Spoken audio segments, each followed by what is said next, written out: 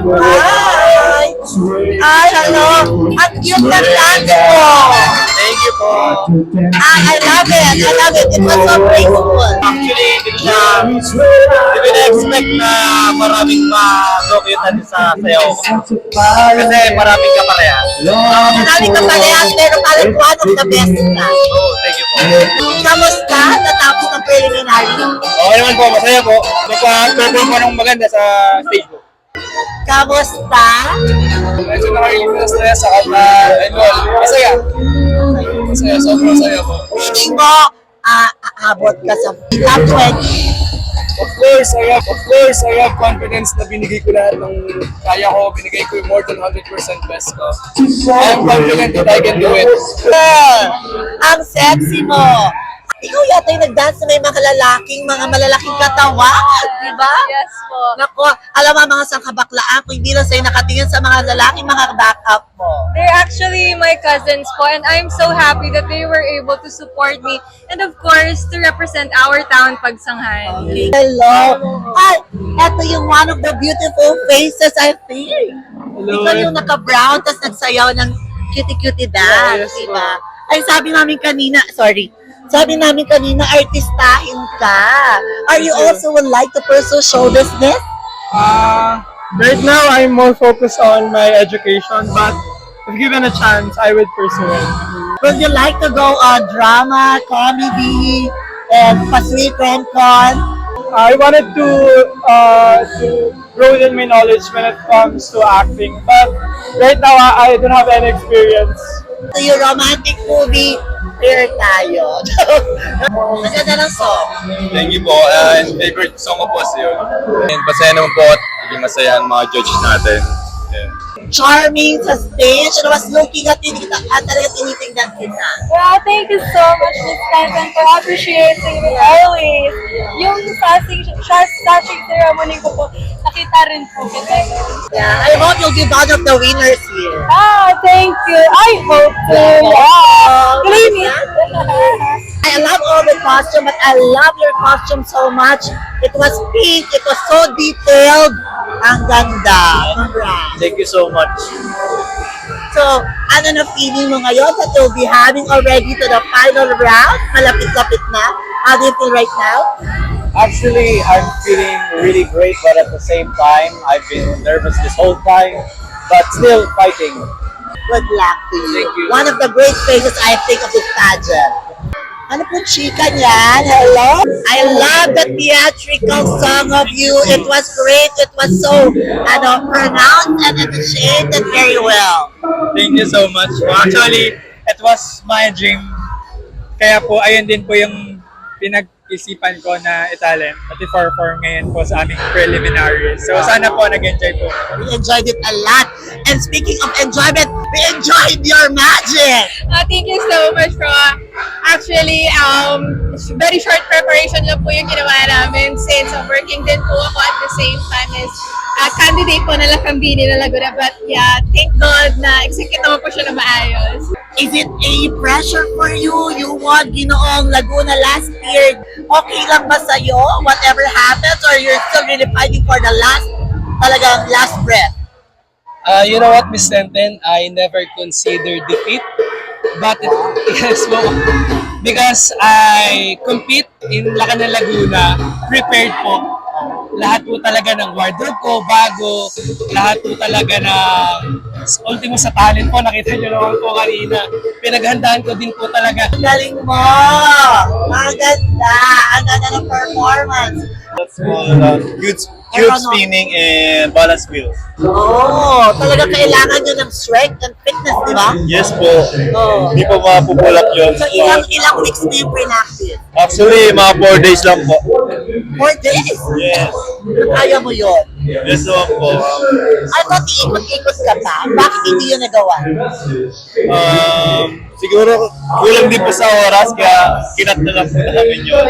Pero kung mas marami pang oras, mas lalo ikot-ikotin mo, Yes, di ba? opo. Nakita ang tunay mong katawan. Thank you so much. Pinakita mo kami ng ganun. Napakaagang katawan. Ay, wala naman po. So, feeling mo sino ang makakalaban? Feeling ko si Ate Randall po. Oh, why Brenda? Kasi since she won na po the year 2023, I think. And I think she's a very big competitor. Ay, ang ganda mo. I like you. I love your face. Wait lang. Natatalo mo ako dyan eh. Dito ako pupwesto.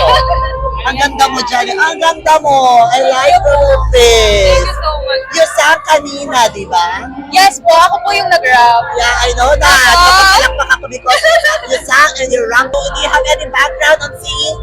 Yes po, I do have po. Since 5 years old po ako, kumakanta na po ako ng Pusong Bato. Tapos ano po siya, hindi ko po siya nababasa yung sa karaoke po. Pero hindi ko po alam parang nasa puso ko na po talaga ang pagkanta kahit hindi ko po nababasa, sa ulo ko na po ganun. So, tuloy pa rin po hanggang ngayon ang pagkanta. Hanggang sa na-discover ko din po yung pag-rap ko na kaya ko po pala mag-rap. Ang ganda mo. Natititig ako sa kagandahan mo. Thank you so I love the face. Very charming. Thank you po. Moana, hello! I love the Moana. Thank you so much po. Bakit of all the Disney characters, Moana pinili mo? I'm such a big fan of Moana po. And that song actually is very malalim po kasi yung meaning niya for me. It is about taking out a step of your comfort zone. How far I'll go, for me it means that going out of your comfort zone and going out for the opportunities that goes beyond the life. That is why I am very passionate about my singing as well. And how I love Moana because she's such adventurous. Alaminos, ang sexy mo! Diba? Ang sexy niya! Pero at the middle of that, parang medyo nakalimutan. Hindi ko lang po masyado narinig yung music. Pero it's okay naman. May magiban naman. Ikaw yung nag-Arnis, diba? Yes. Bakit Arnis? May history ka ng Arnis? Well, when I was in high school, I used to compete in Arnis, but I then stopped. Masaya? Tapos na? Or kapado pa rin kasi magko-coronation na? Masaya na po kasi nai-raraos po at natatapos namin ang maayos yung bawat program. Alam mo, love ka ng kaibigan ko. Crush na crush ka. Kaibigan ko, crush na crush, Alamino. Proud naman no, Limit Tangere and the Books of Rizal. Since Calamba po is the home of our national hero po. So, gusto pong mangyari sa talent ko, may inspire po yung mga young mind ng mga tao na sa Calamba po, hindi na namin sinaselebrate yung kabayanihan ni Rizal. Instead, yung heroism po, na hindi lamang po si Rizal yung hero natin. We have modern heroes and youth also are modern heroes po. Like you. Yes, Diba? po. Like you are a hero, of course. Diba? Sa mga pinakikita mo rito, of course, that's being a hero.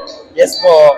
Good luck to you and see you on the 20th. Bigat ng costume mo, ang laki nun. Actually po, hindi po siya mabigat. Mukha lang po siyang malaki pero magaan lang po siya. Magaan, pero ang laki. It was so grandiose, ha? Ako kasi, di ba po, it's a nilag level up. So, in-level up din po namin yung costume and para hindi na po kayo magtaka kung pag pumunta kayo ng Victoria, dinala ko na po yung municipality namin po, which is Victoria.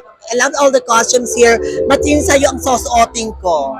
Thank you so much. Nakita na-highlight ang haba ng legs mo, your beauty. It was light and it was, I think, good. Thank you so much po. It was inspired by Puto Binyan in our city. Sabi mo, Miss Grand will not be for me and I think Lakambini ng Laguna will be for you, di ba? Yes, hopefully. Not hopefully, we should manifest it, di ba? Yes, thank you. Congratulations. Yung bet ng cameraman, di ba? You was so charming, lalo na kanina nang hinaharana mo kami. Parang natutulala na lang kami talaga sa pagharana mo. Thank you po so much.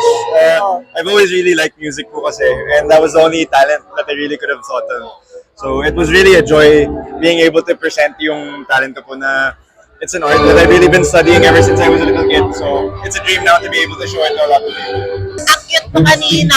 Parang naglalaro-laro na talaga siya. Alam mo, medyo kabado pa nga po ako nun kasi una may katulad nga po ako ng music. And nung narinig ko po yung music na yun, parang bigla po akong na-down. Pero, yun nga, may advocacy po kasi is kahit na may kaharap na problema, kaya ko parang iharap ang aking sarili. Okay, yung kanina bila siya gumanyan. Kapit bahay mo. Tom Rodriguez in the house. Hello po. Sino palagi sinasabi sa'yo kamukha mo? Si ano daw po? Sabi nila po Daniel Matsunaga. Oo, tsaka Tom Rodriguez. I love it. Yes po. Diba? Kamusta? Wala po, ito sobrang saya and nagawa ko yung talent ko. And yun. Follow niyo po sa Tenten TV. Donato, Tom Rodriguez. Ganda ng dance mo. Hataw kong hataw, ha? Thank you so much po. Hinataw mo talaga. Yes, sinataw ko po talaga, hindi lang po para sa Los Baños, para sa buong Laguna. Thank you so much po. Ikaw naman, gorgeous lang ang araw. Why is that? Talagang ganda-gandahan yan. Yes, syempre kailangan natin maging classy sa Laguna. Kaya ganda-gandahan lang tayo. Naman, yung sa kanina. Oh, what is it all about? Well, it's all about for my people in Cabuyao City. And the song is for us. And, you know, ang title ng kanta ko is Ang Buhay Ko, which is nagre-represent para sa Cabuyao. Kailangan po talaga yung sari-sari reward. So as much as possible po, gagawin ko yung lahat para mapawaw talaga yung judges and also mapawaw din yung mga audience natin. Yan. Nawaw naman kami. Nawaw kami sa takot. Buti wala nangyari sa partner mo. Good for that. Nag-resemblance ka kay Janine Tugonon. You know her? No po, pero thank you. Coming from Miss Universe Philippines, ikaw naman, hindi ba pressure sa'yo? Diba? Eh kasi ikaw ang sinasabi nilang isa sa mga kinakatatakutan and the one to beat dito sa Lakambini. Ano yung pressure ba sa'yo? Are you happy about that? For me, it's a good pressure naman po. And I'm still trying my best to perform really para ma-prove ko din yung sarili ko na even after I joined several national competitions, kaya ko pa din sumabay sa mga mas younger. And happy ako that people are seeing me as an inspiration as well. So, good pressure po siya for me. So wala ka lang, chill lang ang drama.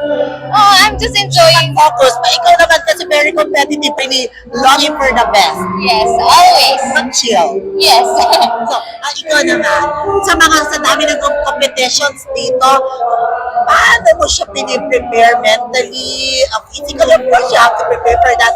How do you prepare mentally and emotionally? Oh, super important po yun. Sasabanggit ko din po nung parang interview namin sa Sashi. Ako naman po to prepare mentally. Mahilig po kasi ako mag-journal. So I do a lot of journaling and then I write down my thoughts. I actually have a list on my phone ko sa notes. Like things, reasons why I joined the pageant and like reminders to myself kasi when you're on stage, your brain tends to get very clouded. So important po yun na balikan sa akin. Thank you so much and good luck to you. Thank you naman, Yan. guys. Lipat muna kami. Good luck, Rano. Good luck kay Santa Rosa.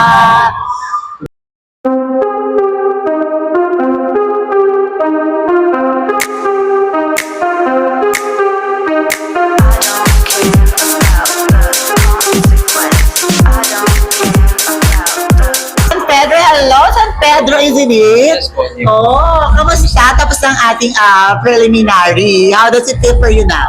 I'm really happy and contented for what I've done. Of course, the talent competition and of course, costume competition namin. And of course, very proud also to my co-candidates. Oo. Bakit naman yun sa lahat na yun na napili mo, yung ma at pa? O what is the story all about? Okay. Well, actually, it's suggestion of my mother. Okay. Sabi niya sa akin, Div, what if, kasi kami as a parents, parang minsan ganito yung na-feel namin. Tapos nagkwentuhan kami ni mama, tapos napagkwentuhan niya na ganito yung mga experiences namin kapag wala kayo, ito yung nararamdaman namin kapag wala kayo. Ang nagsabi sa iyo ng talent na your mother. Yes po, yes po. And Okay. parang tribute ko na rin po kay mama since syempre sobrang daming sakripisyo po na ginawa ng parents natin for us. Kuya, hello, Kabuyaw! Ano yun? Para ka nabunutan ng tinig, natapos na yung preliminary, natapos na yung costume, natapos na yung talent, and pagpe-preparean mo na lang yung coronation na. Yes, coronation na lang po. What do you expect from the coronation? Ano sa feeling mo ang iyong maaabot? Hopefully po, syempre po yung title po. Kahit sino naman po, yun po yung nahangad. Okay, see you on the 20th. Okay, see you!